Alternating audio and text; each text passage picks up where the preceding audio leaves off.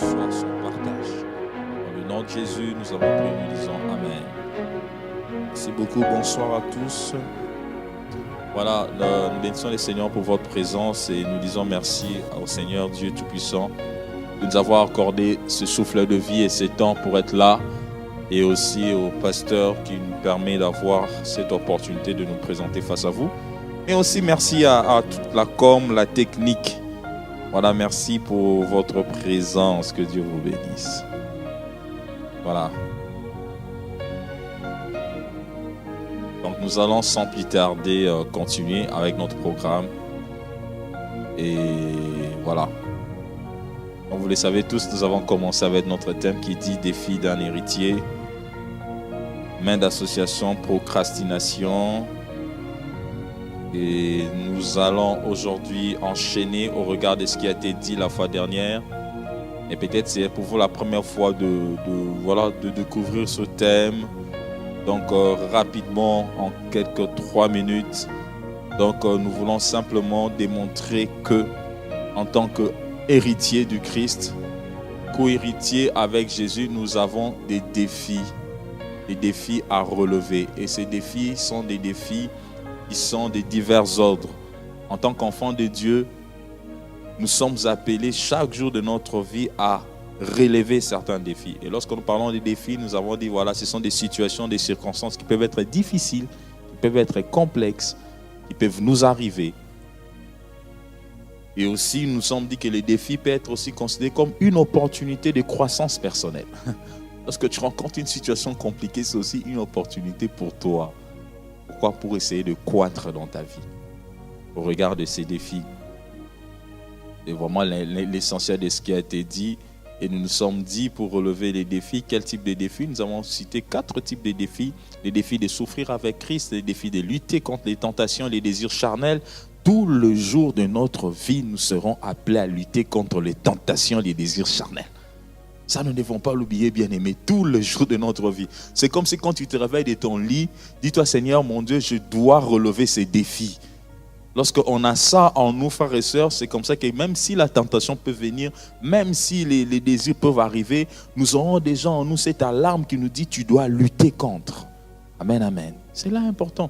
Les défis d'affronter l'opposition spirituelle, les défis de surmonter les doutes et les craintes concernant notre identité en tant qu'héritier de Dieu.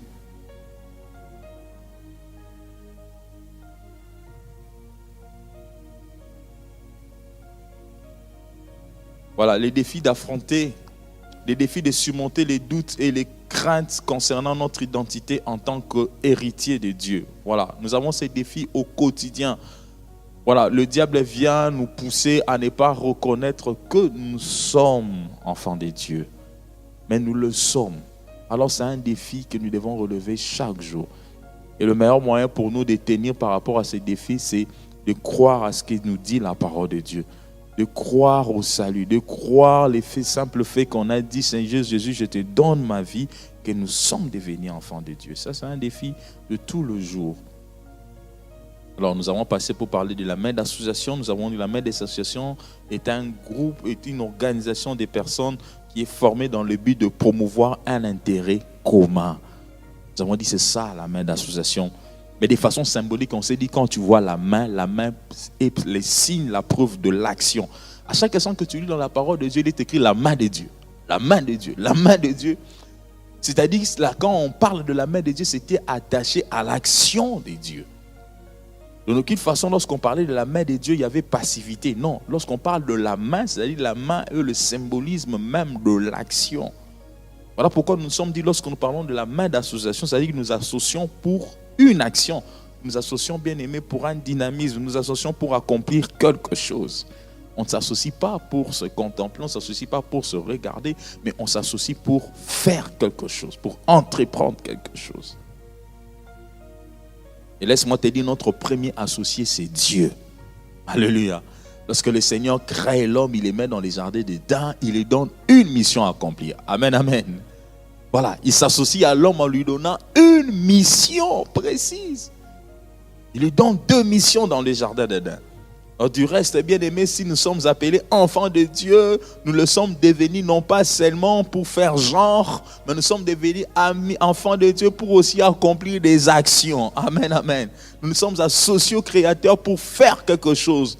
Tant que nous serons sur cette terre, n'oublions pas que nous sommes associés au divin. Alors, nous nous sommes dit, nous avons parlé des conditions d'une bonne mère d'association. Nous nous sommes dit, premièrement, il faut avoir une vision objective. Galates 2,9 nous les démontre. Matthieu 4,19 nous les démontre. Christ, lorsqu'il va prendre ses disciples, faire le recrutement de ce qui deviendront les apôtres, il avait une mission précise. Amen, amen. Et il les avait dit clairement, je ferai de vous de pêcheurs d'hommes. Alléluia. La mission était claire et précise.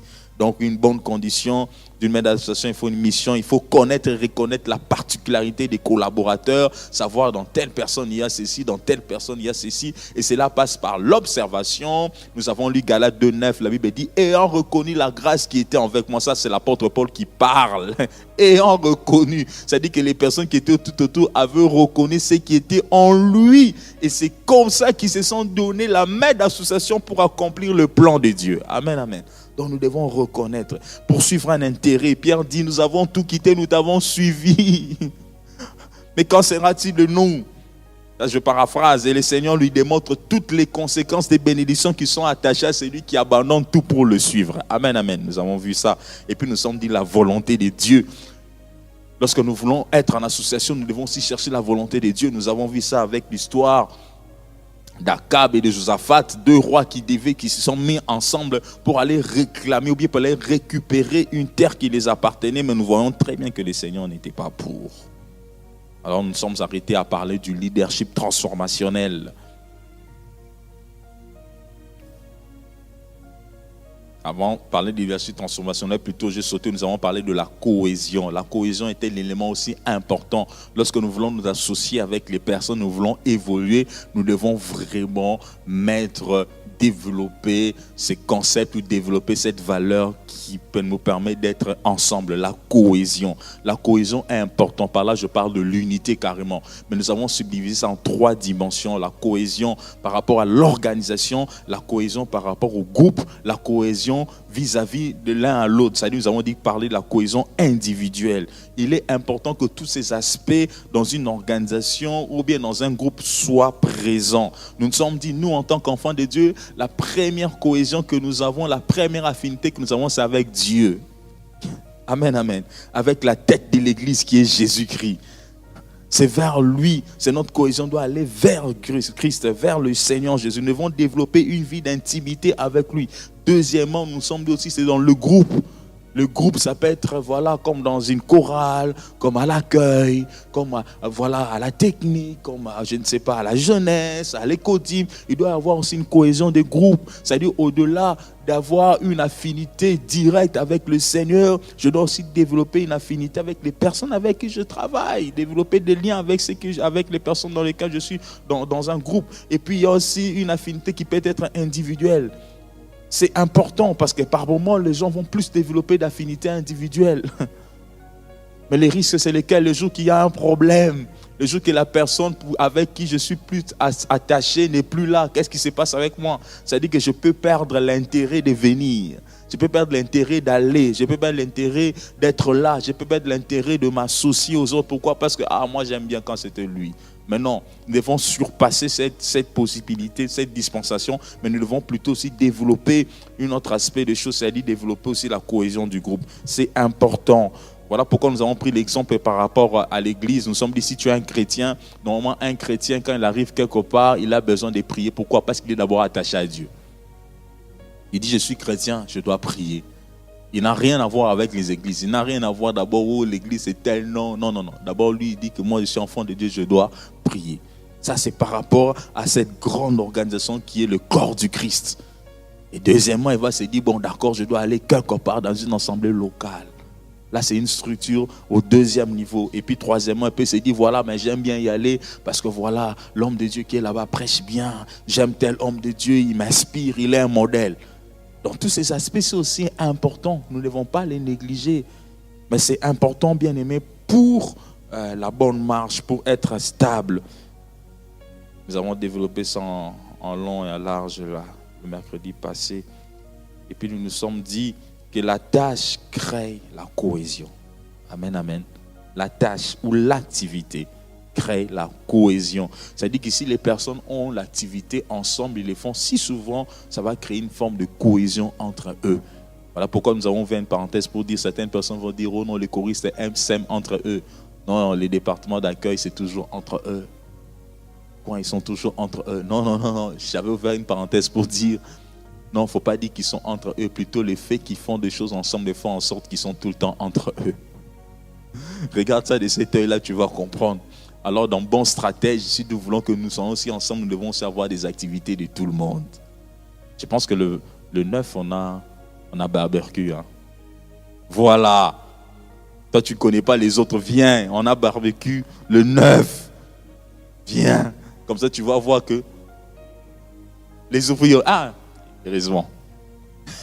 Sinon, j'allais avoir des problèmes ici. Les ouvriers. Tu es ouvrier, viens. Comme ça, tu pourras... Voilà, c'est une activité qui va mettre tout le monde ensemble.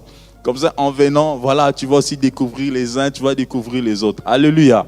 C'est ça qui nous permet d'être ensemble, d'être unis. Amen, amen. Voilà, c'est hyper important. Alors, nous avons parlé, là où nous sommes arrêtés, du leadership transformationnel. On s'est dit, parmi les conditions de la bonne mère d'association, il y a le leadership transformationnel. Elle se base sur la relation. Alors, nous pouvons lire Jean 15, 14. Si vous pouvez me donner ce passage. Oh, non? C'est possible? Non. Je vais chercher ici. Là, je vais chercher dans la Bible. Jean 15, 14.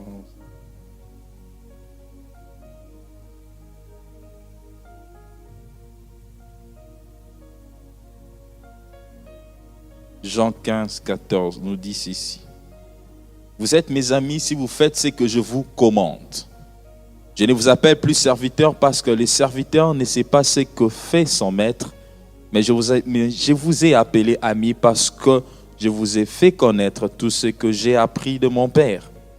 Ce n'est pas vous qui m'avez choisi, mais moi je vous ai choisi et je vous ai établi afin que vous alliez et que vous portiez du fruit et que votre fruit demeure, afin que ce que vous demanderez au Père en mon nom, il vous le donne. Amen, amen. Ça, c'est Jésus qui parle. Il dit quelque chose. Il dit, je ne vous appelle plus serviteur, mais je vous appelle ami. Pourquoi? Parce que le serviteur ne sait pas faire ce que fait son maître. On s'est dit qu'un leadership transformationnel, lorsqu'on est entre nous, ou qu'on a besoin que nous puissions évoluer, c'est-à-dire que la personne de l'un comme de l'autre, nous devons nous influencer à une transformation. C'est-à-dire que nous devons nous influencer, bien-aimés, à aller vers l'excellence. Nous devons nous influencer, bien-aimés, à aller vers le progrès. Et regardez ce que Jésus-Christ fait. À un moment donné, il a une dimension avec ses disciples, la dimension du maître et des serviteurs. Dimension du maître et des serviteurs, c'est-à-dire que le serviteur ne fait que ce qu'on lui dit de faire. Mais le serviteur ne connaît pas tout du maître. Alors Christ lui-même s'est dit, bon, j'ai besoin que ces personnes puissent quitter une dimension vers une autre dimension. Il change de stratégie. Alléluia. Maintenant, il amène un autre paradigme, le paradigme d'amitié. Il dit, je vous appelle amis. Alors, lorsqu'il dit je vous appelle ami, c'est-à-dire que l'amitié, bien aimé, il vient mettre en place une forte dimension du relationnel. C'est-à-dire lorsqu'on est ami, bien aimé, on peut parler de tout, n'est-ce pas? Lorsqu'on est ami, on peut échanger de tout. Lorsqu'on est ami, on peut même rêver ensemble. Lorsqu'on est ami, on peut projeter ensemble. Lorsqu'on est ami, il n'y a pas trop de limites, il n'y a pas trop de carrés, il n'y a pas trop, différemment de quand on est maître et on est serviteur. Un serviteur face à un maître, il y a quand même beaucoup d'espace. On ne sait pas entrer dans la vie du maître. Et le maître aussi ne se permet pas de faire n'importe quoi dans la vie du serviteur. Il y a beaucoup de limites. Mais lorsqu'on est amis, lorsque l'amitié s'installe, bien aimé, cela vous permet, bien aimé, de concevoir ensemble, de goûter à beaucoup de bonnes choses. Et Christ le signale lui-même. Il dit pourquoi? Parce que l'ami, il donne un élément important. Il dit, je ne vous fais plus serviteur parce que le serviteur ne sait pas ce que fait son maître. Mais je vous ai appelé ami parce que je vous ai fait connaître tout ce que j'ai appris de mon Père. Là, nous voyons que Christ, dans la relation d'amitié, il fait connaître à ses disciples ce qu'il va faire. Et vous allez même le voir avec Abraham et Dieu. Lorsque les trois personnes arrivent vers Abraham et qui veulent aller à Sodome et Gomorrhe, il dit bien, cacherai-je à Abraham ce que je veux faire? Amen, amen. Il se rend compte qu'il ne pouvait pas cacher à Abraham ce qu'il allait faire. Pourquoi? Parce qu'Abraham avait changé de posture au regard de Dieu. Il dit, cacherai-je à Abraham? Là, vous voyez que Christ met en évidence un élément important. C'est quoi? C'est la relation d'amitié. Alors pourquoi nous avons dit le leadership transformationnel, bien aimé, se base sur le relationnel et non sur l'autorité. Par moments, nous avons du mal à influencer ceux qui sont devant de nous parce que nous avons la posture d'autorité. La posture d'imposer, la posture de diriger, la posture de mater. Mais lorsque nous prenons une posture relationnelle, ça peut changer beaucoup de choses. Et Jésus-Christ nous les démontre lui-même. Il dit, je vous ai fait connaître ce que j'ai appris du Père. Nous avons dit, oui, bien-aimé, dans les leadership transformationnels, bien-aimé, il y a l'information qui doit être fluide. C'est-à-dire que lorsque nous sommes en association, nous voulons aller de l'avant, nous devons savoir partager l'information et la bonne. Amen, amen. Partager l'information et la bonne. Parce que par moments, nous partageons des informations avec les réseaux sociaux qui sont tronqués de virus, tronqués de beaucoup de mauvaises choses. Mais partager la bonne information. Surtout lorsque nous voulons que les personnes avec qui nous sommes bien-aimés puissent apprendre, puissent croître. Et la meilleure des informations, nous le trouvons dans la parole de Dieu. Alléluia. Dans la parole de Dieu. Donc nous sommes appelés, frères et sœurs, au regard de nos associations, au regard de nous qui travaillons en groupe, au regard de nous qui sommes dans nos commissions, de nous baser sur la parole de Dieu, d'avoir l'information, la vraie, qui sort de la parole de Dieu. Au-delà de la parole de Dieu, la vraie information au regard de ce que nous voulons faire. Mais ce que nous voulons faire, si c'est de quitter ici, d'aller là, quelle est la meilleure des informations que nous devons avoir pour quitter d'ici et d'aller là-bas? Alléluia. Par moments, tout le monde devient expert en tout. Mais il y a toujours des experts quelque part. Et je ne sais pas si je me fais comprendre. C'est-à-dire la meilleure des informations, s'il faut la voir, c'est la personne qui est expert dans ce domaine. Nous, en médecine, on dit toujours une chose. C'est le dernier à avoir lui qui connaît. Je reprends ce que j'ai dit. C'est la dernière personne qui a lu qui connaît. C'est-à-dire que même si moi j'ai 10 ans d'expérience, mais s'il y a quelque chose qui vient de sortir, et que moi, je n'ai pas lu, ce n'est pas pour vous dire que je connais. Mais c'est la personne qui a lu, ce qui est à jour qui connaît. Est-ce qu'on se comprend? Parce que par moments, on peut se baser sur l'expérience, mais l'expérience n'est pas la vraie information. C'est pour ça que j'ai dit, on dit toujours chez nous, la personne qui est le dernier à avoir lu, c'est celui qui connaît. C'est pour ça que quand on a un débat scientifique, on dit, mais qui a lu le tout dernier papier qui vient d'apparaître? Celui qui a lu le tout dernier papier va nous donner l'information. Et c'est là hyper important. Donc l'information, bien aimée. Et nous voyons que Christ est en train de donner l'information qu'il faut à ses disciples. De telle sorte que tout ce qu'il dit est en train de transformer ses disciples, est en train de permettre à cette équipe d'être une équipe équipée, capable d'affronter tous les défis possibles et capable d'accomplir la mission de Dieu. Voyons pourquoi, bien aimé, alors on peut dire autrement, nous en tant que spirituels, en tant qu'enfants de Dieu, nous sommes appelés à chercher Dieu au quotidien pour connaître l'ainsi dit l'Éternel. Amen, amen. Dans tout ce que nous voulons refaire, dans tout ce que nous voulons projeter en tant qu'enfants de Dieu, cherchez Dieu au quotidien. Cherchez Dieu chaque instant, dis Seigneur, qu'est-ce que tu me dis dans cette situation?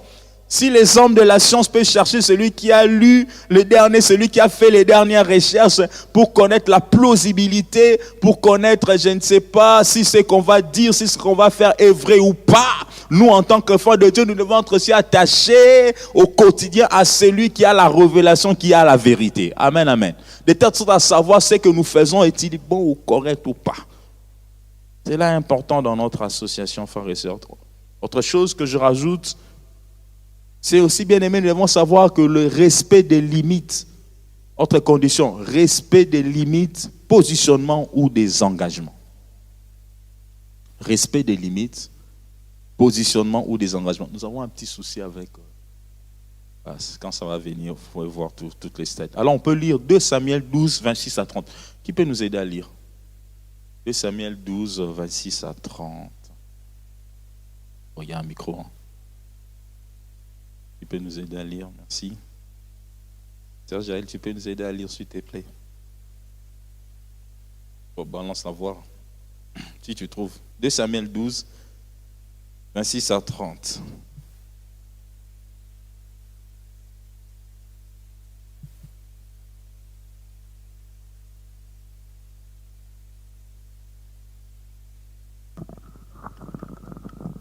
De Samuel 12, 26 à 30, j'ai lu au nom de Jésus. Pendant ces temps, le général Joab attaque Rabat, la capitale des Ammonites.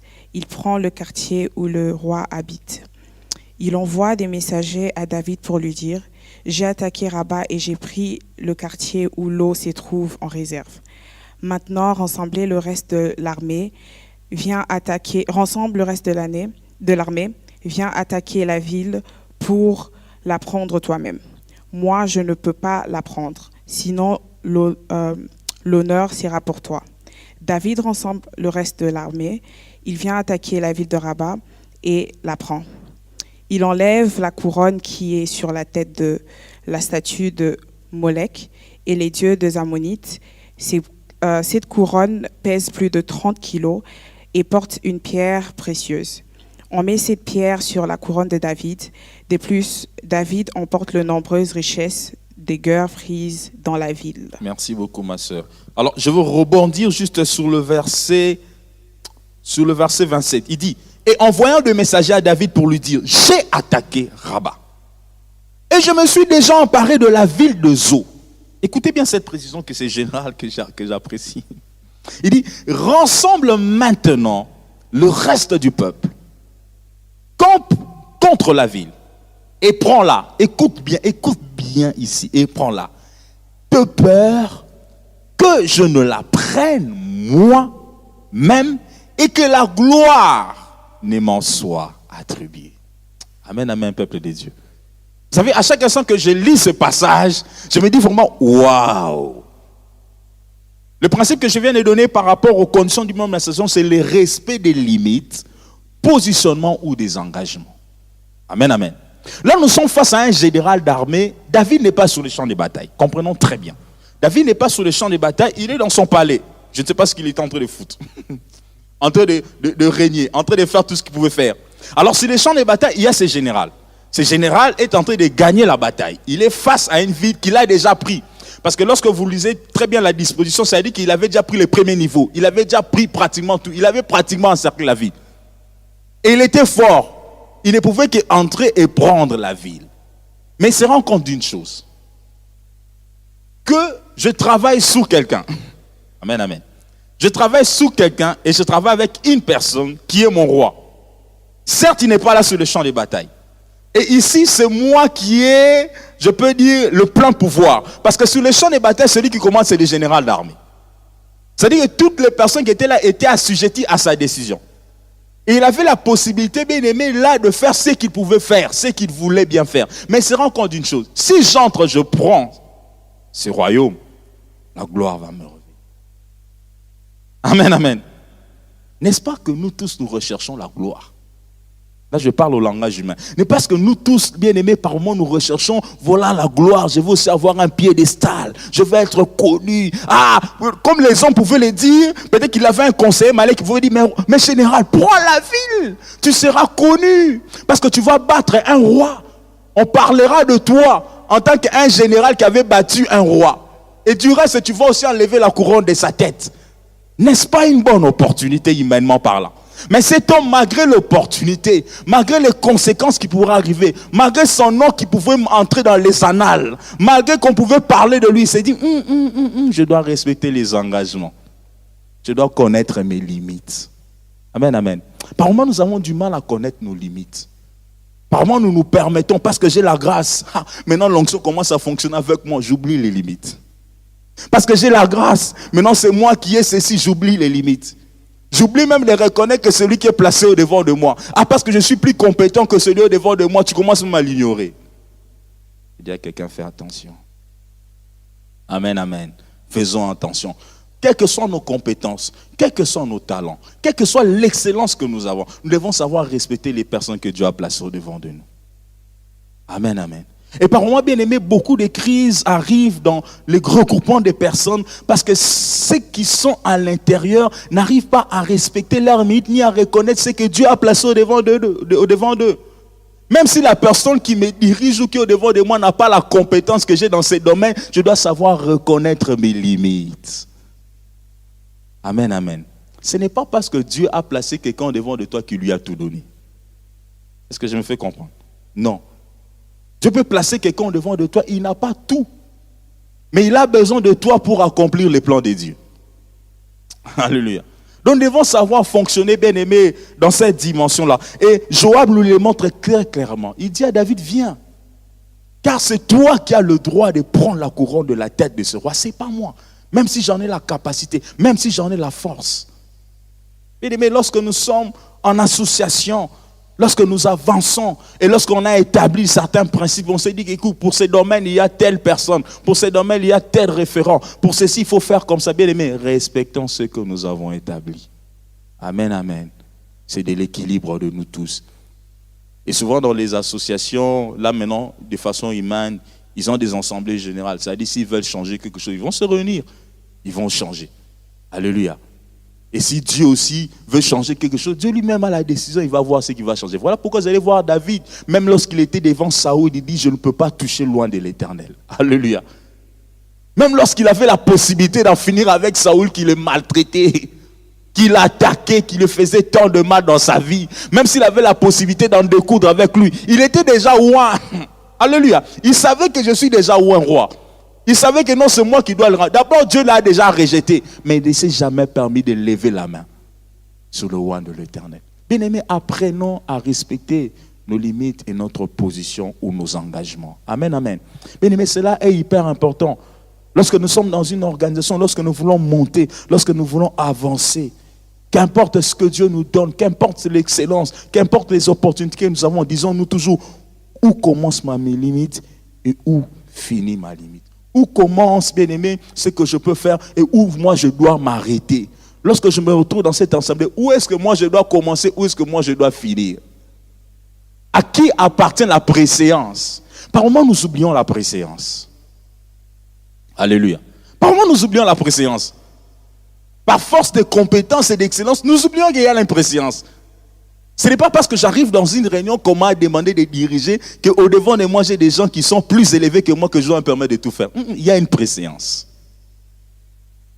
Bon, on va prendre la préséance ici. Qui peut m'aider? Parce que c'est l'éthique biblique, non? Quelle est la préséance ici, comme nous sommes assis ici? La préséance va commencer comment? Qui peut se lancer? Oui, non, frère, parle. Après? C'est une éthique biblique. Parce que par moments, quand on dit certaines choses, beaucoup de choses.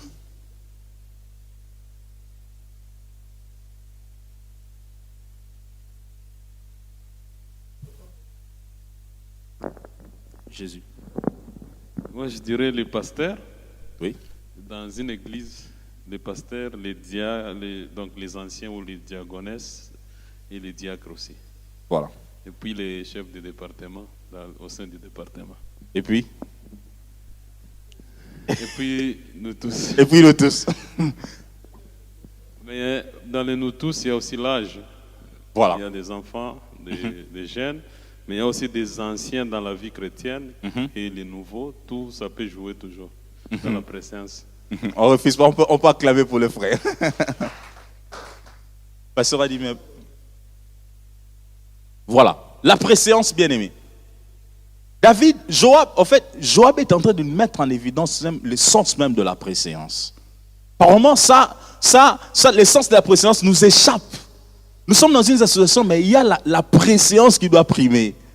C'est-à-dire que je suis là, quelles que soient les compétences que j'ai, quelle que soit l'excellence de la chose que je maîtrise, je dois savoir ici l'ordre des préséances. C'est-à-dire que si je veux regarder celui qui a la préséance, ça se passe comment? Même si j'avais la présidence de ce que je suis en train de faire. Mais regarde celui qui a le droit. Regarde celui qui a la préséance. Mais par moment, Lorsque nous entrons, comme on dit, dans l'intellectualisme, dans l'élitisme, les gens oublient par moment qu'il y a cet ordre de préséance. Ce n'est pas parce que j'ai un doctorat ou je suis professeur. Non, ça n'a rien à voir. Dans le cadre dans lequel tu te retrouves, recherche qui a la préséance. Un homme qui veut bien vivre dans la vie, là où il arrive, il doit savoir trouver qui a la préséance. Amen, amen. Ça, ce sont des choses humaines. Lorsqu'on arrive à découvrir qui a la présence, bien aimé, vous aurez moins de problèmes. Par moment, nous avons des problèmes simplement parce que nous ne tenons pas compte de la présence. La présence n'a rien à voir avec l'onction. Est-ce que je peux parler? La présence n'a rien à voir avec l'onction. C'est la présence. Tu peux être loin, tu peux être je ne sais quoi, mais tu peux te retrouver dans un cadre et tu dois tout savoir qui a la présence. C'est hyper important. Et là, nous voyons bien, Joab nous le démontre très clairement. Qu'il avait la capacité, les combats qu'a mené Joab, il était sur tous les fronts. Tous les fronts, il était là. Mais il savait, non, j'ai un roi. J'ai quelqu'un qui doit savoir faire. C'est comme ça que là, on pouvait entrer dans un milieu d'église de savoir qui a la préséance. Si je fais ceci, c'est vrai, j'ai le droit de faire ceci. Mais comment je me comporte? Qu'est-ce que je dois faire pour essayer de joindre? Vers qui je dois donner l'information? Comment? Bien aimé, c'est important de cogiter toutes ces choses. Et vous allez voir, bien aimé, que la marche vers l'excellence sera bien. Vous allez voir Jésus-Christ à chaque instant qu'il parle, enfin, quelqu'un que Jésus-Christ parle, il parle de son Père. À chaque instant que Christ parle, il parle de son Père. À chaque instant que Christ énonce des choses, il met son Père en évidence. Alléluia. Important, bien-aimé. Sachant respecter nos limites, nos positionnements et notre engagement. Cela nous permettra, bien-aimé, de savoir coordonner des choses, de savoir orienter les choses, de savoir évoluer dans tout ce que nous faisons par la grâce de Dieu. Alors, autre chose, nous avons dit comme autre condition d'une bonne main association, nous les disons maintenant. Voilà, au-delà du leadership transformationnel, j'ai énuméré, j'ai dit respect des limites, positionnement ou des engagements.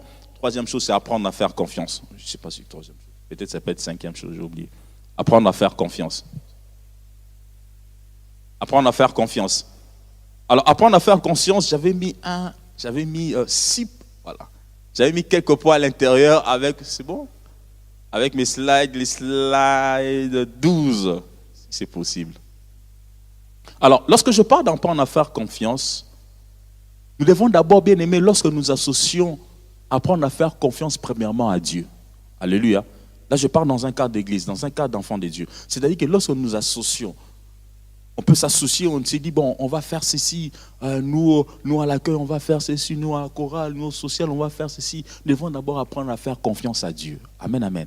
On peut s'associer entre individus dans tout ce que nous voulons. Je ne sais pas, on est de quelle obédience, on est chrétien ou pas, mais nous devons bien aimer apprendre à faire confiance à Dieu. C'est important. Voilà, nous avons dit Ésaïe 14, 24. Ésaïe 14, 24, rapidement. 14, 24.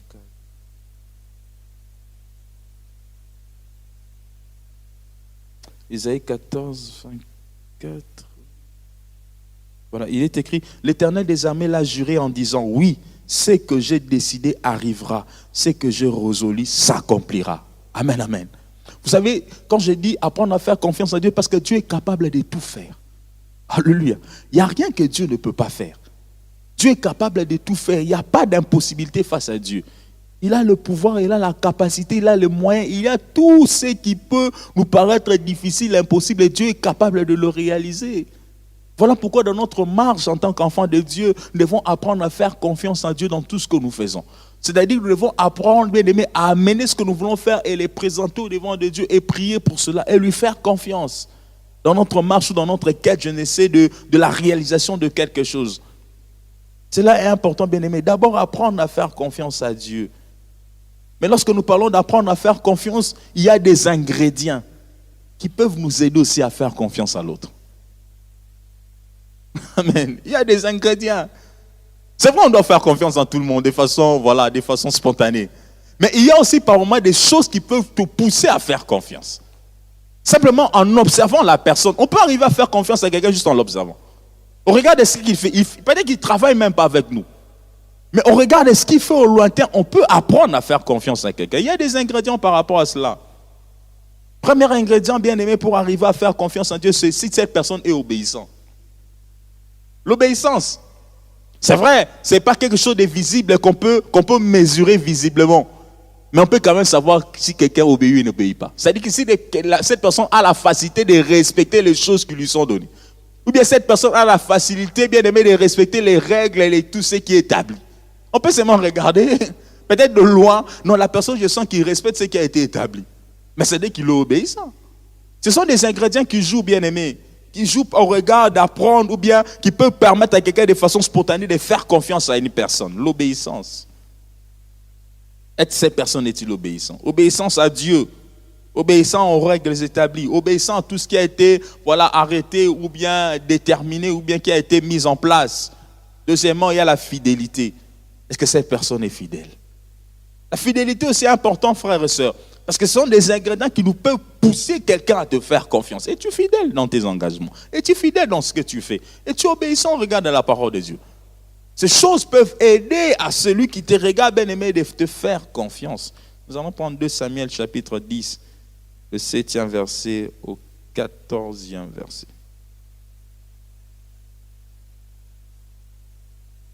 2 Samuel 10, 2 Samuel 10, 7e ou 14.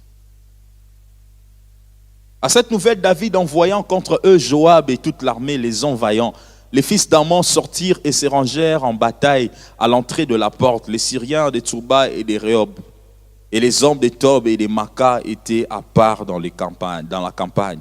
Joab vit qu'il avait à combattre par devant et par derrière. Il choisit alors sur toute l'élite d'Israël un corps qui l'opposa aux Syriens. Et il plaça sous le commandement de son frère Abishai le reste du peuple pour faire face aux fils d'Amnon. Et il dit, si les Syriens sont plus forts que moi, tu viendras à mon secours. Et si les fils d'Ammon sont plus forts que toi, j'irai te secourir. Sois ferme et montrons du courage pour notre peuple, pour les villes de notre Dieu, et que l'Éternel fasse ce qu'il semblera bon. J'aime ces genres de personnes. En fait, bon, je vais développer ça par après. Alors là, nous voyons carrément que David est au palais, mais il y a un combat. Il y a une nation qui s'élève contre sa nation. Il envoie Abishai et Joab. C'est-à-dire qu'il fait confiance à ces personnes. Amen, amen. Sinon, il allait lui-même aller sur le champ de bataille. Parce que si Abishai et Joab perdent, c'est-à-dire quelque part, son royaume aussi est en danger. Mais il envoie de personnes. C'est-à-dire quelque part, là, nous remarquons tellement que David est en train de faire confiance à Joab et à Abishai. Mais pourquoi il a fait confiance à Joab et à Abishai? Si vous regardez bien les parcours, Joab et Abishai étaient vraiment obéissants à David. Tout ce que David demandait à Abishai et à Joab d'accomplir, ils accomplissaient. Amen, amen.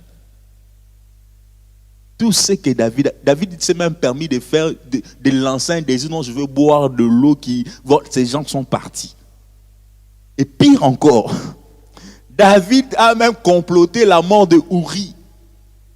Bien que ce n'est pas un bon exemple. Donc il a voulu tuer Uri. Il est resté calme. Il a dit, mais qui j'ai au devant de moi? Joab. Il écrit une lettre. Il dit, Joab, mais Uri devant le combat, au fort du combat. Et puis toi, recule. Obéissant. Il a obéi. Est-ce qu'on se comprend? Dès que ce n'est pas une obéissance, ça c'est une obéissance négative. Ce n'est pas positive. Mais il a obéi. Là, on doit vraiment dire, on doit ouvrir une parenthèse. C'est-à-dire que lui-même, là où il était, non, il sait que quand j'envoie Joab, quand je lui donne une mission, il va l'accomplir. Est-ce qu'on se comprend un peu? C'est-à-dire qu'il comptait vraiment sur ses généraux. Il savait que ce sont des personnes à qui je peux faire confiance. Je peux rester dans mon palais tranquille. Je sais qu'ils vont s'en occuper. Ils vont le faire.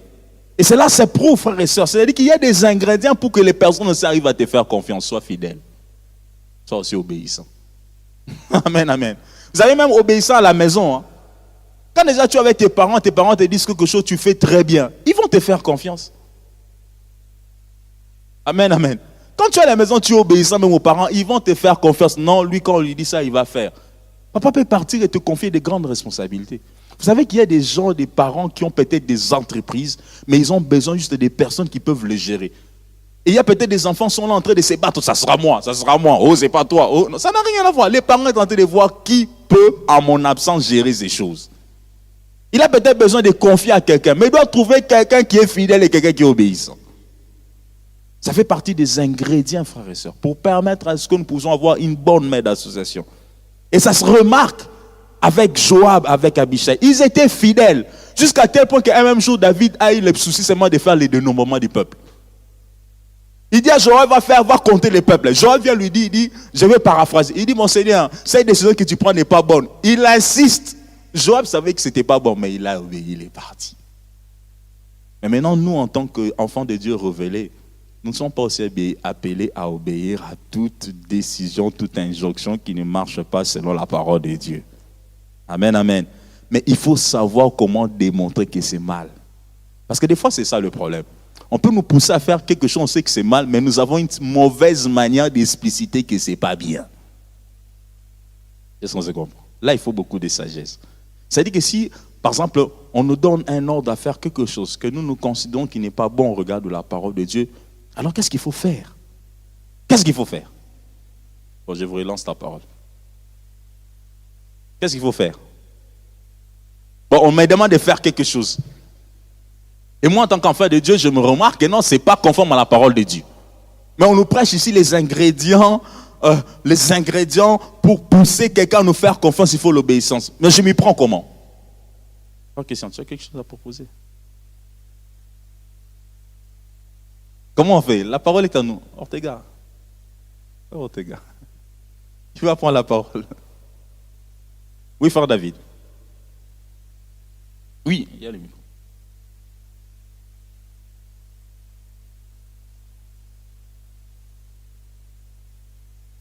Comment on fait?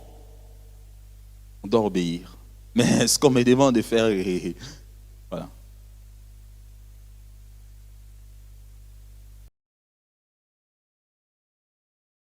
Bonsoir tout le monde. Bonsoir. Moi je pense que un ordre mal donné ne s'exécute pas.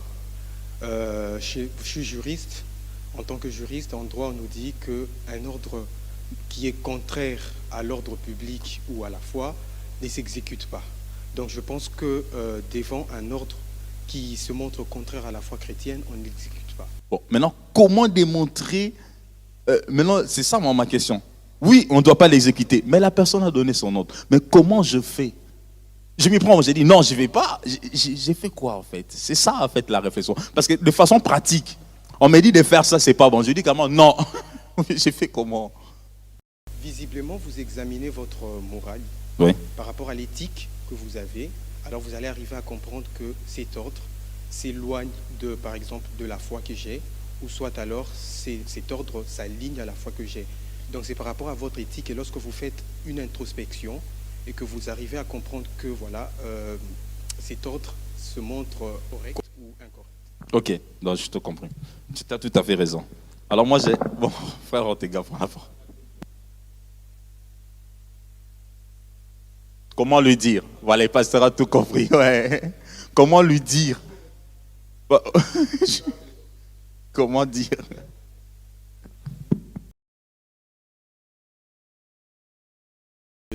Tout va se jouer sur la manière de le dire. Je pense qu'une bonne communication, il faudrait avoir des mots justes, mieux placés, pas sous une forme de rébellion, mais sous une forme de communication, sous une forme de paix, montrer vraiment à la personne que sur base que ce soit de la foi, sur base de certaines règles, on ne peut pas l'appliquer parce que vraiment le faire d'une manière courtoise, peut-être polie, et je pense que ça pourra mieux passer. Ouais, tu as utilisé quelques mots que je voulais. Voilà, la courtoisie, la politesse et l'argumentaire. Vous savez, par moment, parce que quand on est devant un supérieur, qu'on demande de faire quelque chose, même l'argument utilisé, il faut vraiment bien choisir le mot. Et puis, moi, je dis personnellement, il faut d'abord prier. Il faut prier, demander vraiment au Seigneur la sagesse de savoir comment rebondir. Et puis, on n'est pas appelé à rebondir sur les champs. Par moment, nous, les bons, on ne doit pas être spontané. Non, oui, j'ai écouté, je peux partir. Je peux prendre un petit temps, je peux laisser un moment Voilà. Et puis je veux revenir. Mais revenir vraiment dans un cadre où le cadre doit être aussi bien fait pour me permettre, ou bien à défaut, je peux chercher quelqu'un qui est âgé ou bien quelqu'un qui a une possibilité de bien échanger avec la personne. Parce que par moment, on peut être tellement éloigné qu'on ne trouve pas la possibilité. Comment je veux lui parler? Mais je peux chercher quelqu'un qui lui peut écouter, quelqu'un qui peut le parler, quelqu'un voilà, qui a la facilité de l'aborder. Donc ça, ce sont des stratégies parce que c'est pratique. Parce que par moment, on reçoit des injonctions, on reçoit certaines choses, tu sens que non, ça, c'est pas ça. Mais je peux me confier à une personne de qualité, quelles sont des confiances qui peuvent vraiment aller expliciter la chose. Amen, amen. Donc là, nous avons parlé. Alors, nous avons dit autre chose bien aimée, c'est la loyauté. Nous allons remarquer que réellement, Joab et Abishai, c'était des personnes loyales. Nous l'avons vu. Au regard de tout ce que David pouvait demander à ces personnes bien aimées, ils exécutaient, ils étaient loyaux. Et quand on est loyal, bien aimé, ça pousse les gens à nous faire confiance. Loyal non seulement au regard de la personne, mais loyal au regard de ce que nous faisons. Vous savez, au regard de ce que nous faisons, de ce que nous entreprenons, c'est important. C'est important, bien aimé. Alors vous allez remarquer avec moi vraiment en regardant les Écritures que la loyauté est un trait de caractère, aussi une qualité morale qui implique la fidélité, la dévotion, la fidélité envers la personne, envers le groupe. On peut être loyal au regard d'une personne, on peut être loyal au travers d'un groupe, loyal au regard d'une organisation. Donc bien aimé, c'est important, la loyauté aussi importante. Et puis nous avons aussi le respect.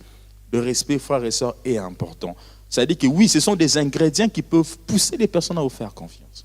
Juste en te regardant, je sens que c'est une sœur qui est assez respectueuse. Je sens que c'est un frère qui est respectueux. Il sait respecter les personnes. On peut te faire confiance juste pour ça. Juste parce qu'on voit que tu es respectueux. Tu sais respecter les gens. Je me rappelle d'une fois une chose qui m'est arrivée à l'université. J'avais un souci important avec un cours. Ce cours, je n'avais pas fait le TP. Pourquoi? Je n'avais pas d'argent. Ça, c'était très vrai. Je n'avais pas d'argent. Alors, le cours était en 20 points. Mais il y avait 15 points qui étaient pour des examens, 5 points qui étaient pour le TP. Alors, il s'est fait que moi, je n'ai pas fait le TP. Mais le fait que je n'ai pas fait le TP, vous savez, il y a un peu une stratégie. Parce que le TP, il fallait acheter un document et faire le TP introduire. Donc, déjà, les documents pour ce TP-là coûtaient cher. Et puis, à l'époque, je n'avais pas d'argent. J'ai quand même fait l'examen. Et puis, mon nom est apparu que je n'avais pas de cotes. Je savais que c'est le TP, je n'avais pas d'argent. Je me suis levé un bon matin. Vous savez, bon, pour ceux qui ont fait la médecine, parmi les gens qui sont un peu plus durs dans tous nos branches, ce sont les chirurgiens. Les chirurgiens, ce sont des gens... Alors, c'était un cours de chirurgie, l'urologie. Alors, c'était parmi les professeurs qui faisaient peur à tout le monde. Donc, ce prof-là, quand il débarque, tout le monde tremble, de la tête aux pieds. Quand il entre dans les services, tout le monde est aux arrêts. Alors, c'était lui le responsable du cours, je devais aller le voir. J'ai dit, mon Dieu, qu'est-ce que je vais faire? J'ai prié. J'ai dit, en fait, je n'avais pas d'argent. Alors, je me lève un matin, j'ai tenté de réfléchir. Un de mes amis vient me dire, il me dit, ah, Rémi, qu'est-ce qui se passe? Tu t'inquiètes pourquoi? J'ai dit, il m'a dit seulement une chose, Rémi, toi, tu sers Dieu. Nous qui ne servons même pas Dieu ici, nous allons nous entremettre. Toi, tu sers Dieu. Papa, lève-toi, va le voir. C'est un vrai païen, la personne qui me disait ça. Mais toi, tu sers Dieu, tu le demandes. Nous-là, nous ne servons pas Dieu. Lève-toi, vas-y. J'ai dit, ah, ça sort d'un païen. Et il me l'a dit, je vais aller voir ce professeur. Il est arrivé, je suis allé, j'attendais dans son bureau, au coin de son bureau, il recevait des gens, d'autres il chassait. Donc, ouais, c'est un tyran. C'est pas ici, hein, c'est ailleurs. Vous comprenez, c'est ailleurs. C'est vraiment un tyran. Et je me mets au coin, je le vois, il entre dans ce bureau, j'ai prié Dieu, j'ai trembloté, j'ai dit, ah, il va me chasser. J'arrive devant le bureau, je toque, papa. Alors, il n'y avait pas son secrétaire, mais il avait la porte qui mène du secrétariat vers son bureau. Il y avait une porte au milieu qu'il avait les sauvés. Il a dit, c'est qui? Si c'est encore un étudiant, je te chasse. Mais viens d'abord, je vois ton visage. Alors, j'entrais comme ça. J'ai dit, bonjour professeur. Il me regarde. Mais qu'est-ce que tu veux? Il dit, j'ai un souci. J'ai un souci. Tu es aussi étudiant, toi? J'ai dit oui. Mais il dit, viens. Oh, mon cœur. Et puis il m'a dit une chose. Il me dit, j'allais te chasser. Mais quand je t'ai regardé, j'ai trouvé que tu étais un garçon sérieux. J'ai dit, il ne m'a jamais vu. Il m'a simplement dit ça. J'ai dit, dans mon cœur, c'est moi, j'ai dit, Nabrama, ça c'est le Saint-Esprit. Chaud, bro aussi. J'étais en train de prénom. J'ai dit, ça c'est le Saint-Esprit. Rien à voir, c'est pas question de respect, ça c'est le Saint-Esprit. Je suis arrivé, il m'a dit, qu'est-ce qui se passe? Je lui ai expliqué. Non, mon problème, c'est que voilà, j'ai fait les examens. Il dit, tu t'appelles d'abord comment? Il a ouvert la machine, il a regardé. Oui, tu n'as pas de TP. Donc, c'est toi qui fais partie de ces étudiants qui ne veulent pas faire les TP. J'ai dit, non, professeur, c'est pas ça. Je lui ai expliqué ma situation. Je manquais d'argent, je n'ai pas pu faire le TP. Et puis, il m'a regardé. Il m'a dit, bon, on va trouver une solution. Amen, amen. Le gars qui ne reçoit jamais des gens trouver pour moi une solution. Il m'a dit, d'abord, si je regarde tes codes des examens et que c'est bon, c'est-à-dire que tu es studieux. Si tes codes des examens ne sont pas bons, là, regardez, les codes des examens, c'était bon. Là, il n'y a pas de souci. On va considérer ce que tu as fait, on va voir. Bien aimé, on a trouvé pour moi un arrangement qui n'a jamais été fait. Par la grâce de Dieu. Amen, amen. C'est pour vous dire, frères et sœurs, c'était juste un exemple pour vous démontrer que par moments dans notre vie, les gens peuvent nous faire confiance juste parce qu'on trouve en nous un sens de responsabilité. On est respectueux, on est loyal dans tout ce qu'on fait, on est fidèle au regard de ce qu'on entreprend, au regard de ce qu'on nous demande de faire. Et ça peut nous amener, bien aimés, à avoir plus de responsabilité dans notre vie. Quand on est fidèle dans les petites choses, on peut l'être dans les grandes. Amen, amen. C'est hyper important, bien aimé, pour la bonne mère d'association. Et rapidement, je parlais de la complémentarité. Slide, je vois les slides sont revenus. Slide 13. Ça, c'est le tout nouveau que je vous ai donné, s'il vous plaît. La complémentarité, la possibilité de se compléter. Quand on parle de la complémentarité de la mère d'association, lorsqu'on est ensemble, on doit savoir qu'on est là pour se compléter. Amen. On est là pour se compléter. Par moments, nous qui sommes leaders, je ne dis pas c'est moi, je dis nous. Nous qui sommes leaders, c'est une façon de parler. Nous qui sommes leaders, c'est-à-dire par moments, nous oublions qu'on est là pour se compléter. Par moments, d'autres personnes travaillent dans une forme de polarité. C'est-à-dire que moi, je suis à l'extrême, l'autre est à l'extrême. Or qu'on est là pour se compléter. Lorsque tu entres dans un groupe, lorsque tu t'associes aux gens, dis-toi que non, je viens aussi apporter ma petite pierre. Voilà pourquoi lorsqu'on peut demander qui a des idées, oh, moi je ne vais pas vous donner mon idée. Non, on a besoin de ton idée. On a besoin que tu apportes ta pierre. C'est une complémentarité. Alors la preuve la plus patente, l'exemple le plus clair de la complémentarité, c'est le mariage. Amen, amen. Genèse 2, 18, 24, ce n'est pas pour rien que Jésus-Christ, que l'Éternel en créant l'homme met près de lui une femme. Il dit, je te donnerai une aide semblable. La complémentarité, c'est-à-dire que vous êtes appelés à travailler ensemble pour atteindre un but, travailler ensemble pour accomplir mon plan, travailler ensemble pour élever, travailler ensemble pour impacter, travailler ensemble pour que mon nom soit glorifié. La complémentarité. Nous devons mettre ça en tête. Deuxième, troisième élément, je vais aller vite, la flexibilité. Avoir la possibilité d'avoir plusieurs options ou être capable de s'adapter. Là, nous voyons dans l'histoire que nous avons lue. Joab, Abishai sont sur le champ de bataille. Ils ont les Syriens face à eux. Alors, c'est une armée. Alors Joab se dit, je vais séparer l'armée en deux. Toi, tu seras à gauche, moi je serai à droite. Tu vas combattre là-bas, moi je vais combattre ici. Ils étaient flexibles. Ils savaient qu'on va se compléter.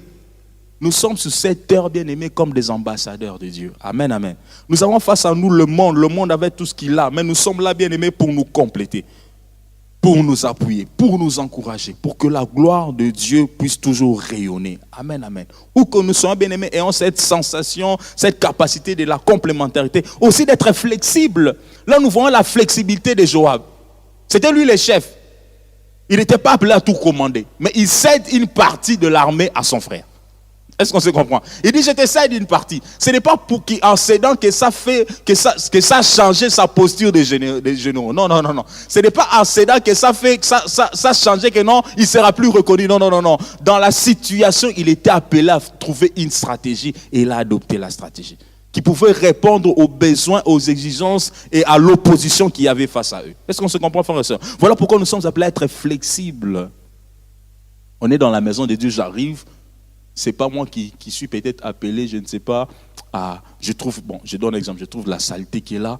C'est vrai, ce n'est pas directement lié à mes tâches en tant que, au regard de mon département, si je vais dire comme ça, mais je dois être flexible. On est dans la maison de Dieu, je peux faire, je peux arranger. Amen, amen. Je peux faire. C'est la flexibilité. Ce n'est pas que non, ce n'est pas que non, mais face à l'impasse, face à la situation, on doit trouver quelque chose, on doit faire quelque chose. Parce que la situation est telle que si personne ne fait quelque chose, personne ne va faire. Alors, au lieu de croiser les bois, qu'est-ce que je fais? Je me réoriente, j'adapte, je fais quelque chose. La flexibilité, tout pour la gloire de Dieu. Par moments, ce qui nous casse dans la vie, c'est ça. Nous ne sommes pas par moments flexibles. Nous restons dans nos carcans. Je reste dans ma posture. Non, pourquoi tu veux que moi... Non, c'est pas pourquoi tu veux que toi sois flexible pour la gloire de Dieu. J'aime bien ce qu'il dit lui-même. Il dit, combat pour le peuple, combat. Et moi aussi, je combattrai. Faisons tout pour le nom de l'Éternel, notre Dieu. Amen, amen. Faisons tout pour la gloire de Dieu. La flexibilité, frères et sœurs. Nous allons rapidement. Waouh. Alors, j'ai fini les conditions. Je crois que j'ai fini les conditions. Voilà, le bon maître d'association, on en a vraiment parlé. Alors, je vais prendre rapidement la procrastination. On était oui, il y a la charité. Oui, la charité est importante, frères et sœurs. En tant qu'enfants de Dieu, si nous nous mettons ensemble pour organiser quelque chose, il doit y avoir l'amour au milieu de nous. Amen, amen.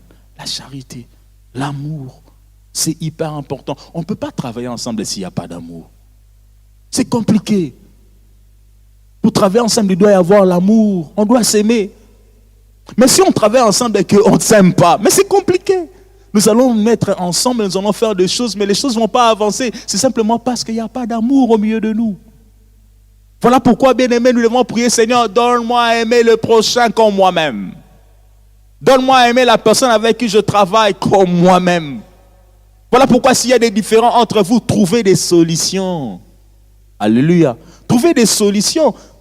De façon humaine, s'il y a des problèmes dans les institutions, ils vont vers les personnes qui s'occupent des bien-être. Il y a tout un pôle mis en place pour réglementer les situations, les différends, parce qu'ils ont besoin que ça marche. Alors s'il y a des différends, vous allez aller voir celui qui s'occupe du bien-être, le chargé de psychologie, c'est pas. Il y a une organisation dans toutes les partout dans les entreprises qui peut traiter les différends. Là, ce sont des entreprises humaines. Maintenant, nous, en tant qu'enfants de Dieu, quand il y a des différends entre nous, qu'est-ce qu'on fait? Cherche ton frère. Parlez-en. Et priez ensemble. Si c'est très compliqué, montez vers les personnes qui sont hiérarchiquement élevées. Alléluia. Allez vers pour trouver une solution. Parce qu'on a besoin d'être en paix l'un à l'autre pour bien travailler pour la gloire de Dieu. Amen, amen. Bien aimé, l'amour. L'amour est important. Et par moments, ça nous manque. Les gens viennent. Comment voulez-vous que les gens travaillent ensemble, ils ne se parlent pas? Comment voulez-vous que les gens soient dans un bon moment? Comment voulez-vous qu'ils progressent? Comment voulez-vous qu'ils avancent? Comment voulez-vous, frères et sœurs? L'amour est important. Amen, amen. Alors, la procrastination, je vais aller rapidement. Nous avons défini la procrastination la fois dernière pour permettre aux bien-aimés qui sont dans la cellule d'évoluer avec. Donc, la procrastination, nous avons dit pro, faveur, crastinus, qui veut dire lendemain. Elle définit donc le comportement d'un individu qui remet à plus tard la réalisation d'une tâche ou la prise d'une décision. Les gens qui remettent toujours à plus tard. Je peux me décider aujourd'hui, mais je vais me décider après. Voilà, on procrastine en remettant plus tard ce qu'on peut faire aujourd'hui. Alors, j'ai donné slide 16, j'ai donné les champs d'action de la procrastination. En fait, la procrastination peut tenir tous les champs d'action. La procrastination peut tenir les niveaux individuels, c'est-à-dire que moi, ma vie peut toucher le niveau spirituel, peut toucher la société, peut toucher l'économie, peut toucher la politique, peut toucher... En fait, la procrastination, bien aimée, peut toucher tous les domaines. On ne va pas entrer dans là. Alors, bibliquement parlant, bien aimé, j'ai réfléchi sur quelles peuvent être les causes de la procrastination. Quelles peuvent être les causes? Pourquoi est-ce que des fois on a tendance à reporter? Pourquoi est-ce qu'on a tendance, on peut faire quelque chose? Voilà, tu peux payer la facture, mais tu reportes de payer la facture. Pourquoi tu peux payer? Et puis tu as l'argent même dans ton compte. Mais tu dis, je vais payer après. Et puis boum, rappel. Boum, tu te retrouves avec 15 euros. Boum, 30 euros. Ah, je vais payer. Boum, 100 euros. Oh, mais la dette était de 90 euros, tu te retrouves avec 190 euros. Pendant que tu aurais la possibilité de payer. Il faut en procrastiner. Alors, quelles sont les causes? Premièrement, j'ai pris l'environnement. L'environnement, des fois, peut jouer sur notre comportement à procrastiner. Quand je parle de l'environnement, je mets l'entourage. Je mets les ressources. Apparemment, oui, je peux faire quelque chose. Mais parce que je sais que ma femme est là, elle va faire. Je dis, moi, je ne vais pas faire, elle va faire. Je vais faire après. Pourquoi? Parce que je suis tellement habitué d'être dans un environnement que c'est elle qui fait souvent. Alors, le jour qu'elle n'est pas là, je me dis, bon, je vais faire. Je ferai. Et puis, je me retrouve, je n'ai pas fait. Pourquoi? Parce que je suis dans un environnement avec quelqu'un qui avait la facilité de le faire. Mais ce jour-là, elle n'est pas là. Alléluia. L'habitude. Parce que je suis dans un environnement où il y a quelqu'un souvent qui m'aide à faire ce genre de choses. Mais quand il n'est pas là, en fait, je me retrouve en train de ne plus rien faire. littéralement de reporter ce que je pouvais faire. Parce que j'ai évolué dans un système qui faisait en sorte que, voilà, quand il faut faire, il y a quelqu'un qui le faisait. Des fois, on peut se retrouver dans de telles situations qu'on procrastine simplement parce que simplement, il y a une habitude qui s'était imposée et que du moment où l'habitude s'est imposée, ça crée en moi un caractère et je ne sais plus m'en sortir. Alors, moi j'ai toujours un truc, quand tu vois quelque chose qui est bien fait, cherche à comprendre comment c'est fait. Quand tu vois quelque chose qui est bien fait, cherche aussi à comprendre comment c'est fait.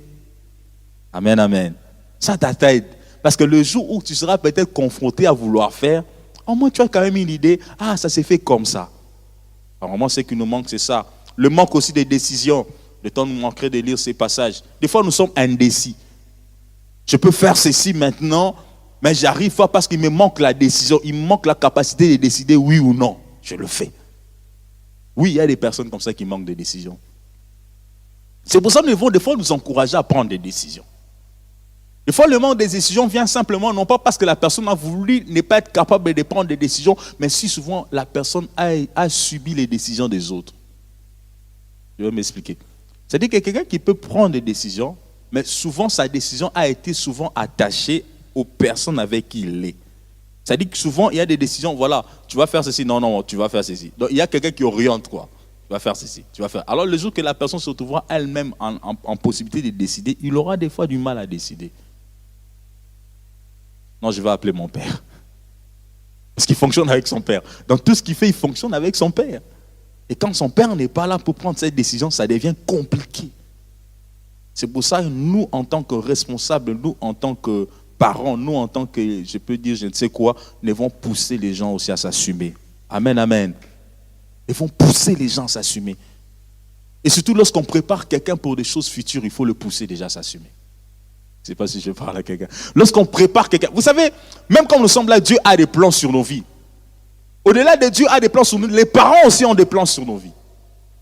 L'environnement aussi, la société dans laquelle peut aussi avoir des plans sur nos vies. C'est-à-dire que lorsqu'on projette des plans sur quelqu'un, on doit les pousser des fois à s'assumer. Même quand on sait qu'il doit faire ces hommes, on doit les mettre devant un fait accompli, il faut t'assumer. C'est important, frères et sœurs. Le manque de décision peut nous briser, peut nous empêcher à manquer de prendre la décision et à procrastiner. Autre chose, c'est dire qu'on n'est pas capable.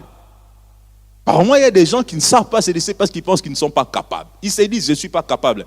En termes psychologiques, on parlera de perte de l'auto-efficacité. C'est-à-dire que je ne suis pas mieux pour faire ça. Non, je ne suis pas capable de le faire. Je sens que ça ne va pas moi. Non, pas moi. Ah, pas moi. Je me rappelle toujours, souvent j'avais toujours cette manie de dire à quelqu'un, ma soeur, demain tu vas modérer. Pas moi. Je ne suis pas capable. Oh. Quelqu'un même va te fuir. Vous parlez très bien, mais même il va te fuir. Il veut même pas, quand il te voit, c'est moi de lui. Pourquoi? Parce que non, je ne suis pas capable. Non, moi je ne peux pas. Bien aimé, il n'y a personne qui a fait un prestage pour commencer à servir Dieu. Je parle bien. Il n'y a personne qui a fait un prestage stage pour faire. Non. Nous tous là, on nous a pris comme ça. Et on nous a mis là. Et Dieu nous a capacités. J'ai pu tout par celui qui me fortifie. Amen, amen. C'est Dieu qui te capacite. C'est Dieu qui nous capacite. Dans tout ce que nous faisons, frères et sœurs, sur cette terre, c'est Dieu qui nous fortifie. C'est Dieu qui nous capacite. Lorsqu'on croit à cela, bien aimé, alors on va le faire. Beaucoup de gens procrastinent parce que simplement ils se disent qu'ils ne sont pas capables. Philippiens 4:13. Vous nous donnez ces passages. La force nous vient d'en haut. La force nous vient de Dieu. La force ne nous vient pas des hommes. Lorsque ce que tu es en train de faire est dans le plan de Dieu, laisse-moi te dire qu'il sera avec toi. Je l'ai dit bien. Si ce que tu es en train de faire est dans le plan de Dieu, laisse-moi te dire qu'il sera avec toi. Il va te donner les moyens nécessaires parce que c'est lui qui t'a appelé. Tu dirais, ce n'est pas un homme qui t'a appelé. Dieu est passé par un homme pour t'appeler. Amen, amen. Et s'il veut de toi, il va te capaciter. Alors ne procrastine pas. 2 Corinthiens 3, 4 à 6. Est-ce qu'on peut lire cela, s'il vous plaît? Si vous pouvez nous donner, si c'est possible. Sinon, on va chercher. On va chercher. 2 Corinthiens 3, 4, 6. Voilà, vous êtes manifestement une lettre de Christ écrite par notre ministère, non avec de l'encre, mais avec l'Esprit du Dieu vivant. Non sur des tables de pierre, mais sur des tables de chair sur le cœur. Cette assurance-là, nous l'avons par Christ auprès des dieux. Ce n'est pas à dire que nous soyons par nous-mêmes capables de concevoir quelque chose comme venant de nous-mêmes. Notre capacité, au contraire, vient de Dieu. Amen, amen. Notre capacité vient de Dieu. Lorsque Dieu te lance pour un ministère, ta capacité vient de Dieu. Le ministère peut être dans la chose de Dieu, le ministère, bien aimé, exercer quelque chose dans le monde professionnel, je ne sais pas, dans le monde séculier, où que tu ailles. Si c'est dans les plans de Dieu, il va te capaciter. Si Dieu t'a ouvert cette porte-là, il va te capaciter. Si Dieu a permis que tu arrives là, il va te capaciter. Lorsque Joseph arrive à la tête de l'Égypte, frères et sœurs, l'Éternel était là pour les capaciter. Amen, amen. Et il savait d'où lui venait sa force, d'où lui venait la connaissance, d'où lui venait la compétence, ça venait de Dieu. Dieu va te capaciter. Autre chose, l'importance que nous accordons à la chose qu'on doit accomplir, des fois, ce qui nous pousse à procrastiner, c'est des fois en fonction de l'importance que nous donnons à ce que nous sommes appelés à faire.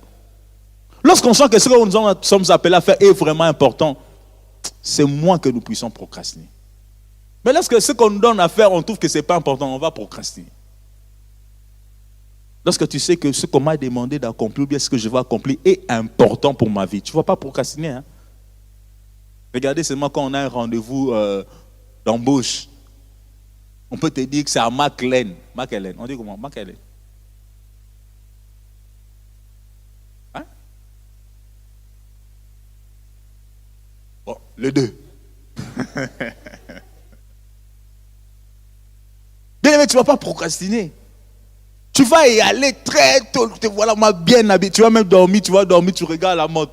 Tu vas mettre même les alertes, les alarmes, parce qu'il faut que tu ailles. Tu vas repasser l'habit avant. Tu commences même à regarder YouTube, comment on se présente quand on a une interview. Tu vas suivre, tu vas regarder tout ça, tu vas t'arriver. Tu seras très tôt parce que tu dis, ah, là, c'est important. Et lorsqu'on te dit, on va se retrouver mercredi à 18h. Ah, bon, on va voir. J'irai les mercredis prochains. Parce que tu peux supposer que ce n'est pas important. Mais lorsque la chose est importante, bien aimé, il nous est difficile de procrastiner. Mais laissez-moi vous dire, lorsqu'on vient dans la présence de Dieu, c'est important. Parce que ça balise le chemin de la vie. Ça nous prépare à la rencontre du Très-Haut. Amen, amen. C'est important, frères et sœurs.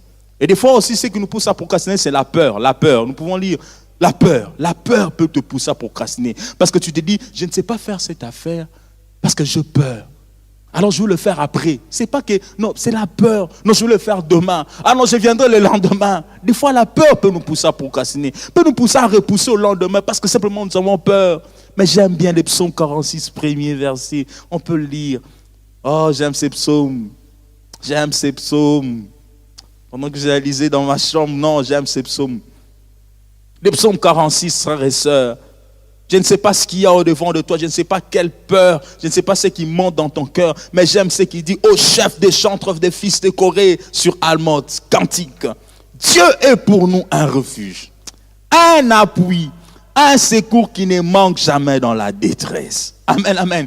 Quelle que soit la peur qui peut t'en prendre, parce que quand tu as peur, tu te sens comme en détresse, tu te sens oppressé, tu te sens frustré, tu ne sais plus quoi faire. Tu dis, mais comment je vais procrastiner. Non, je ne sais pas faire ça maintenant. Je ne sais pas m'engager dans ça, parce que je n'ai pas le moyen, parce qu'il y a ceci, parce qu'il y a cela. Mais laisse-moi te dire, tu as un Dieu qui est le secours, qui ne manque jamais dans la détresse. C'est pour ça que je rajoute, il dit encore, c'est pourquoi nous sommes sans crainte.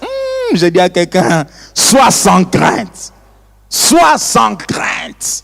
Parce qu'en fait, tu n'es pas seul. Quand la terre est bouleversée, écoute, la Bible dit quand la terre est bouleversée, ça dit que le monde est agité. Les gens vont à gauche, vont à droite. Des bruits et de guerre, des calamités à gauche, des catastrophes là-bas, des épidémies par-ci par-là. Sois sans crainte.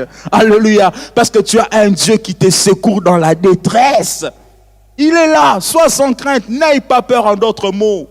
N'aie pas peur, même si la terre est bouleversée, n'aie pas peur. Et que les montagnes chancellent au cœur de mer, n'aie pas peur. Quand le flot de la mer en mugit, s'écume, se soulève jusqu'à faire trembler les montagnes, toi, n'aie pas peur. Wow.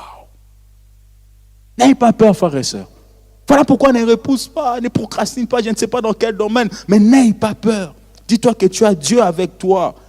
Dernier élément, il y en a beaucoup, mais j'ai pris ceci, les éléments de distraction ou de désorientation. Vraiment, ce qui nous pousse à procrastiner, c'est parce qu'il y a des éléments de distraction qui nous désorientent. On peut en citer, l'Internet. Les réseaux sociaux nous distraient. Tu peux faire quelque chose, tu t'es dit je vais faire ça, mais tu ne vas pas le faire. Pourquoi? Parce que les réseaux sociaux t'ont distrait. J'avais prévu de le faire à 13h, mais tu avais déjà pris ton téléphone pendant que tu étais. Tu as oublié que tu devais faire à 13h, tu te retrouves à 14h. Et j'ai oublié. Voilà. Les éléments de distraction, de désorientation, comme les réseaux sociaux, tout ce qu'il y a dans l'Internet, tout ce que nous allons suivre, ces choses, bien-aimées, peuvent nous pousser, bien-aimés, à procrastiner. Alors, nous devons faire un effort, bien-aimé. C'est pas, on peut m'accorder 5 minutes. C'est des slides, je vais aller vite. On peut vraiment faire un effort, bien-aimé, d'aller au-delà, d'éviter de procrastiner. Cela est hyper important. Proverbe 3, 27, 28 dit, ne refuse pas un bienfait à celui qui a droit, quand tu as le pouvoir de l'accorder. Proverbe 3, 27 à 28. Ne refuse pas un bienfait à celui qui a droit quand tu as le pouvoir de l'accorder. Ne dis pas à ton prochain, va et reviens demain, je te donnerai quand tu as de quoi donner. Amen, amen. Ça dit qu'aujourd'hui, par moments, bien aimé, nous procrastinons même pour faire des bienfaits. Le Saint-Esprit t'a touché.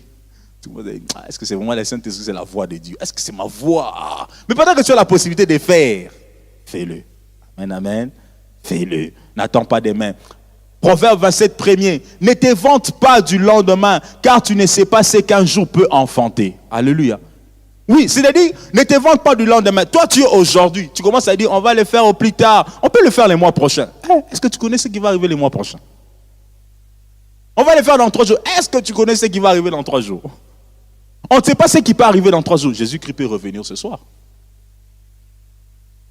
Hein? Jésus-Christ peut revenir, n'est-ce pas?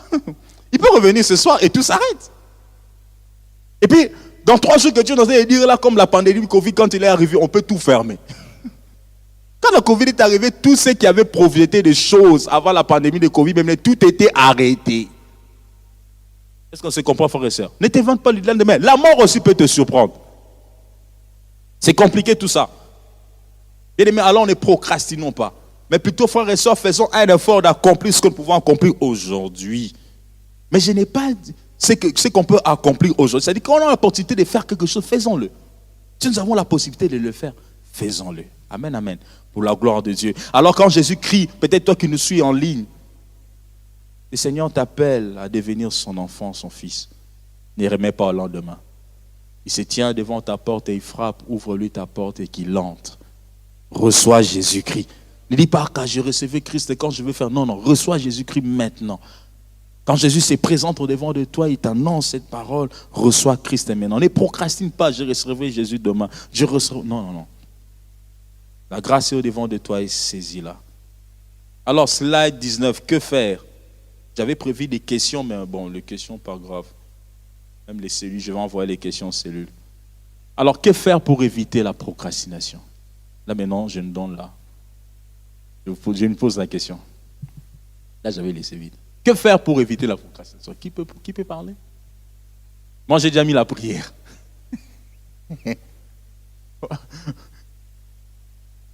Le pasteur a dit engager sa volonté. La discipline. Oui, frère Christian. Comprendre la notion du temps. Être sensible au temps. J'aimerais même rajouter, être sensible au temps. Comprendre la notion du temps et en être sensible. Oui. Voilà. Fonctionner en ordre de priorité. Fonctionner en ordre de priorité. On entend nous tous, hein? Qui peut d'autre? Qui peut donner encore une autre idée? Fonctionner par ordre de priorité. La discipline. Il y a encore autre chose? Serge Aïl, qu'est-ce que tu peux faire pour que tu ne procrastines pas? Croire, oui, croire. Croire en Dieu, évidemment. Croire, comme on l'a dit, ouais. Oui.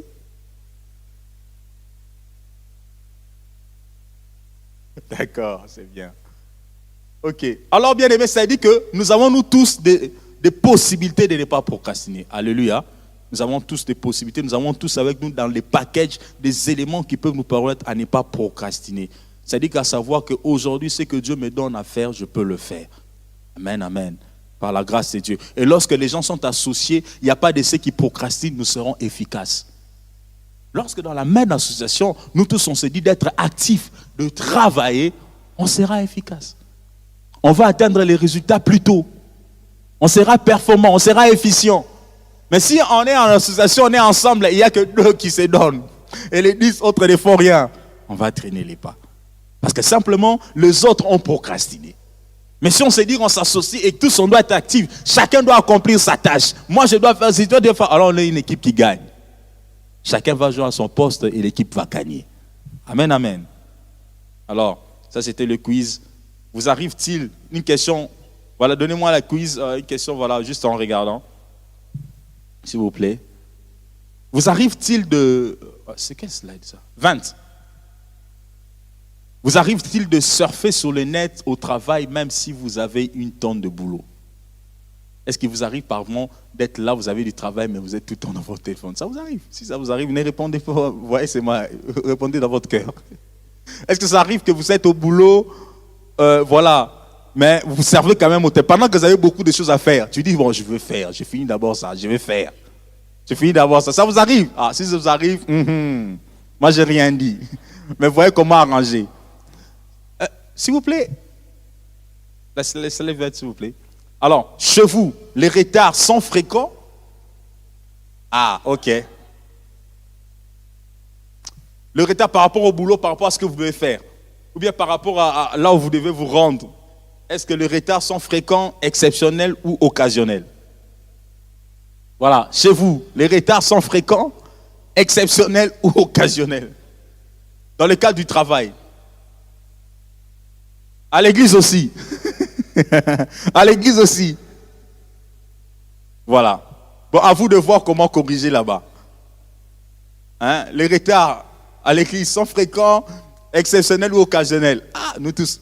Même moi qui vous parle là, on doit corriger les choses. Que Dieu nous aide.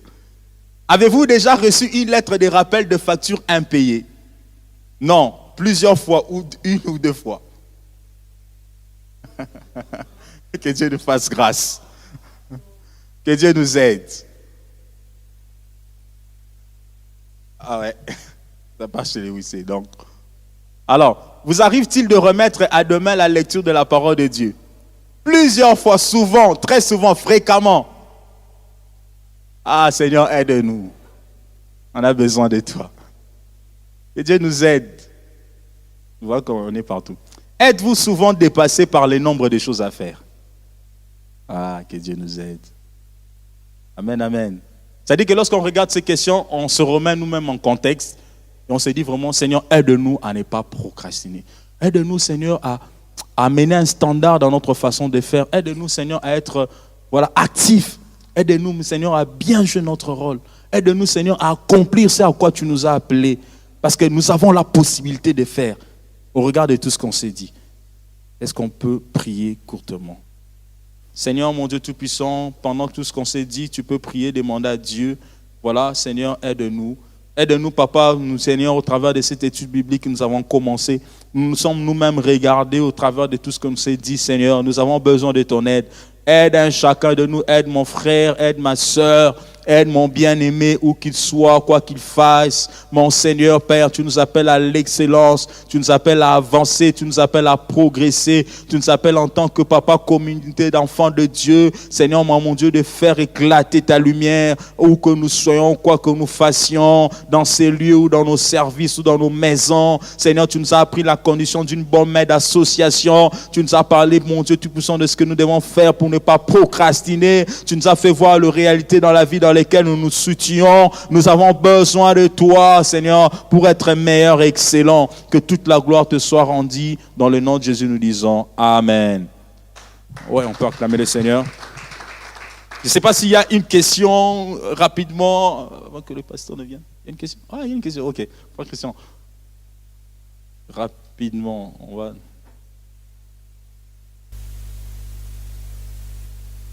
Merci pour la parole. En fait, moi, j'ai une question. Je vais commencer par un constat. Parce que nous sommes dans un environnement où on comprend qu'il y a une pénurie de travailleurs, mais je dirais qu'il y a une pénurie de confiance. Et on se rend compte que dans la milieu d'association, la confiance, elle est trop importante, voire indispensable. Mais maintenant, pour quelqu'un qui est victime d'une confiance, et s'il va entreprendre quelque chose, je ne sais pas, dans le cadre d'une entreprise, qu'est-ce qu'il doit faire? Parce qu'il a été victime vraiment de la confiance. Oui, quelqu'un qui a été victime, il a fait confiance une fois, ça n'a pas tenu. On a donné les ingrédients de la confiance. J'ai parlé de la loyauté, de l'obéissance, de la fidélité. J'ai parlé de beaucoup de points là-bas. En fait, ce sont des choses qu'on doit observer. Mais c'est vrai, c'est très compliqué. Parce que lorsqu'on reçoit quelqu'un, on ne sait pas qui il est. Mais en fait, le monde administratif a fait en sorte qu'il y ait des interviews, a fait en sorte qu'il y ait des CV, a fait en sorte qu'il y ait beaucoup d'éléments qui peuvent parler du parcours du candidat. Mais en fait, maintenant, si nous, en tant qu'enfants de Dieu, on a aussi des ressources, c'est-à-dire qu'on peut passer des bouches à oreille, on peut être à l'église. Pasteur, il y a beaucoup de gens qui ont eu des boulots en venant vers l'homme de Dieu. J'ai besoin de tel profil. Est-ce qu'à l'église, on peut trouver tel profil pour moi? Le pasteur a peut-être l'avantage d'avoir le troupeau devant de lui et connaître à long terme qui il a face à lui, et il peut te recommander quelqu'un. Donc moi, j'ai vu beaucoup de gens, parce que je connais quand même beaucoup d'histoires, beaucoup d'entrepreneurs, des patrons, qui ont trouvé des agents en allant vers des personnes qui étaient à proximité. J'en connais beaucoup. Parce que voilà, parmi beaucoup de jeunes avec qui j'ai été au Congo, beaucoup ont trouvé des boulots parce que quelqu'un est venu, il a demandé, on a trouvé quelqu'un qui était digne et on l'a envoyé. Et cette personne, il va avec une pression. Il ne va pas ternir l'image de l'église ni l'image du pasteur qui t'a recommandé. Et ça joue beaucoup. Moi, je crois que ça peut être ça, cette stratégie-là, au-delà de toutes les autres stratégies.